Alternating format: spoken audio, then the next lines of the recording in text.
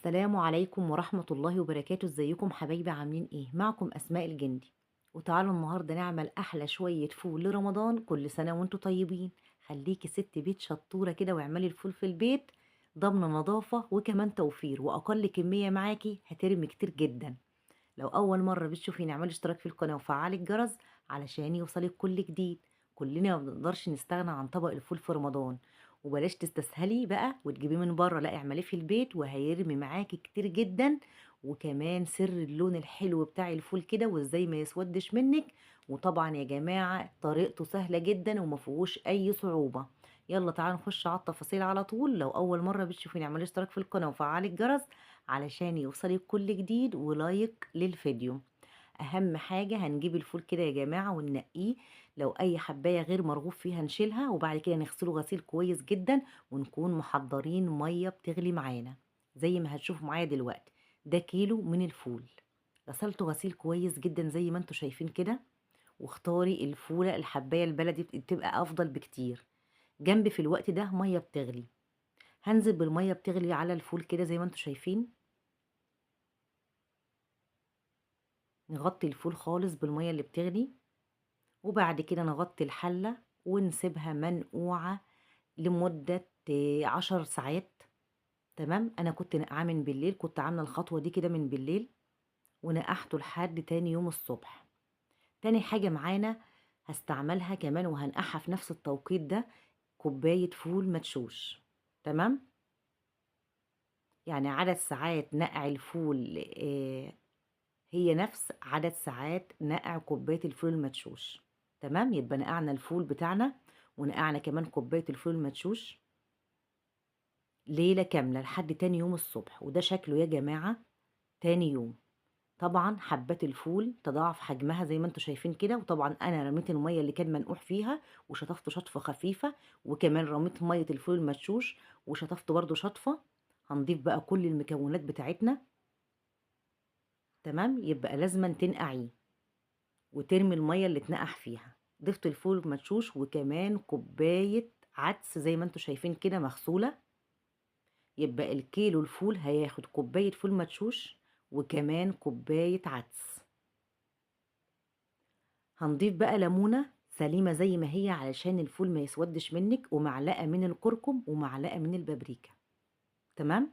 في الوقت ده جنب مية بتغلي هنزل بقى بكمية المية كده اغطي الفول. تمام. وكان في الوقت ده كانت الحله صغيره، طبعا انا هنقل كميه الفول دي كلها في حله كبيره كده عشان ياخد راحته وهو بيستوي. تمام. طيب لازمه الكركم ايه والبابريكا هيدوله لون حلو جدا، والليمونه هتحافظ على الفول بتاعك ما يسودش. تمام.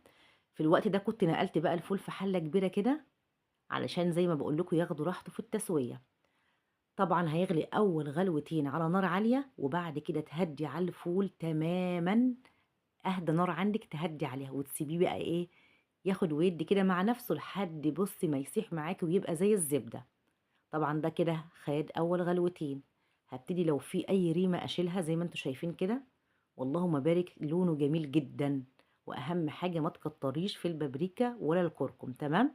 يبقى الكيلو الفول معلقة صغيرة كركم ومعلقة صغيرة بابريكا.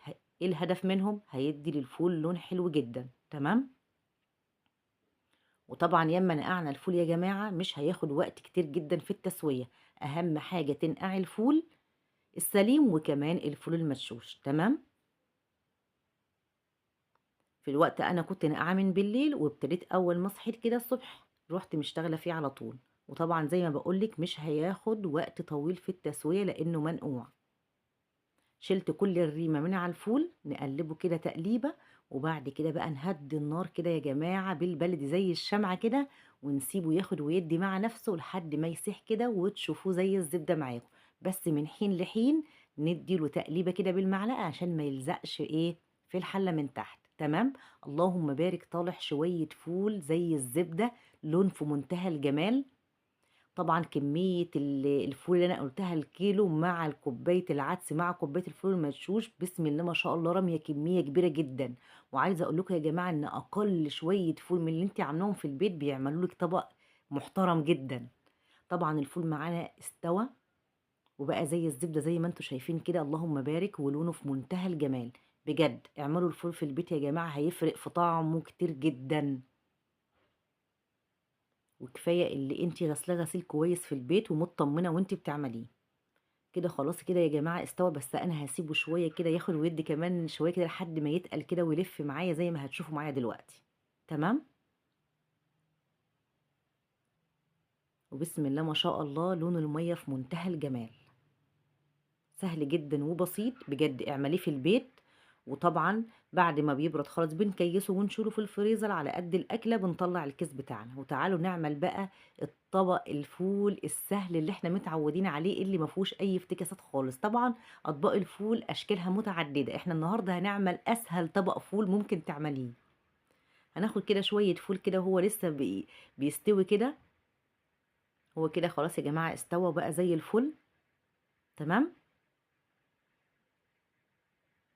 وتعالوا بقى نعمل طبق فول كده التقليدي بتاعنا بقى اللي ما نقدرش نستغنى عنه كده، طبق سهل جدا وبسيط. كل اللي هنضيف له بقى ناخد شويه فول سخنين كده وننزل عليهم بمعلقه سمنه بلدي كده يا جماعه، ورشه من الكمون ورشه من الكزبره الناشفه، وكمان رشه من الملح. تمام؟ وعصره ليمونه، وكمان هنضيف معلقه طحينه. وكل الحاجات دي كده يا جماعه بقى نهرسها كده بالمعلقه. بجد بيبقى طعمه في منتهى الجمال، وده اسهل طبق فول ممكن تعملوه. تمام؟ ضفت بقى الكمون والكزبرة الناشفة يا جماعة، وكمان معلقة سمنة بلدي كده. عايزة تضيفي زيت على حسب رغبتك أو على حسب ما انتي بتحبي تاكلي طبق الفول بإيه. وعصرة ليمونة بسيطة كده. وتقلبي بقى كده كل المكونات كده ببعض. بسم الله ما شاء الله، عايزة أقول لكم في الوقت ده يا جماعة كان طعمه في منتهى الجمال. وطبعا ضفت له معلقة طحينة، طبعا ما جاش في اللقطة دي زي ما انتوا شايفين. عايزة أقول لكم أقل كمية بتعمل معاكي طبق محترم من الفول. يلا يا ست البنات ويا ست الستات، اعملي الفول في البيت، بجد نظافة وتوفير وطعمه في منتهى الجمال. طبعا الفول المدشوش بقى ساح يا جماعة، وبقى زي الزبدة، والعدس ما عادش له ملامح، وخلى شوية الفول معانا زبدة كده ملفوفين كده لفة محترمة. بجد حلة فول يا جماعة في منتهى الجمال. ولو خلص منك في رمضان كرريها واعملي، بجد حاجة في البيت ضمناها زي ما بقولك كده. وده شكل الفول بعد ما برد، اللهم بارك كده يا جماعة، والله بجد زي الزبدة. لونه ما غيرش معايا خالص، ده بسبب الليمونة. معلقة الكركم الصغيرة على معلقة البابريكا مديانه لون حلو جدا. مفيش أي يعني مواد صناعية ولا أي ألوان صناعية ولا أي حاجة، كلها ألوان طبيعية. شوية فول زي العسل. يا رب الفيديو يكون نال إعجابكم. وبجد اعملوا الحاجات دي في البيت، بتوفر جدا. يعني عايزة أقولك دلوقتي عشان تروحي تشتري مثلا شوية فول شوية صغيرين كده بمبلغ. تمام؟